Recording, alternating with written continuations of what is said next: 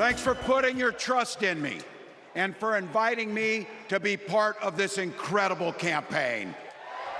Well, Governor Walz standing before thousands of delegates and millions of Americans accepting his nomination for vice president at the DNC just minutes ago.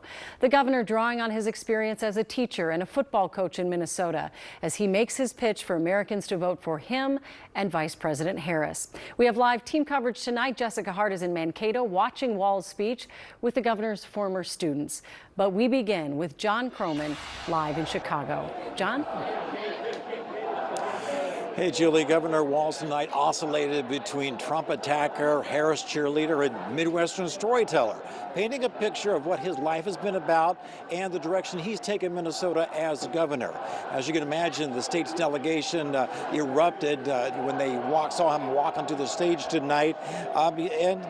They've been here telling the story of Tim Walz all week to delegates from other parts of the country, explaining to them why he was Vice President Kamala Harris's pick. Tonight, it was his turn to make that case himself for why he's the right man for the ticket.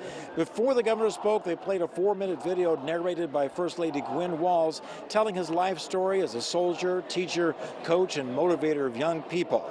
Walz himself spent a lot of the time on stage tonight sharing how Minnesota Democrats have dealt with tough issues. I'm a veteran, I'm a hunter, and I was a better shot than most Republicans in Congress, and I got the trophies to prove it. But I'm also a dad.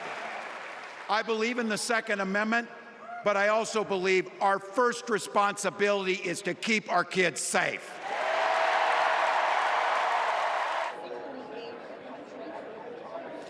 The governor also talked about his efforts to provide free school meals. He said at one point that while other states were banning books in schools, he was dealing with the hunger problems in schools. Now, as the governor wrapped up tonight, people sharing the stage with him, including the First Lady, Gwen Walz, and his children, Hope and Gus. And right now, down on the floor, you can't really see it, but the Minnesota delegation is still down there chanting Walz and holding up the big Walz heads.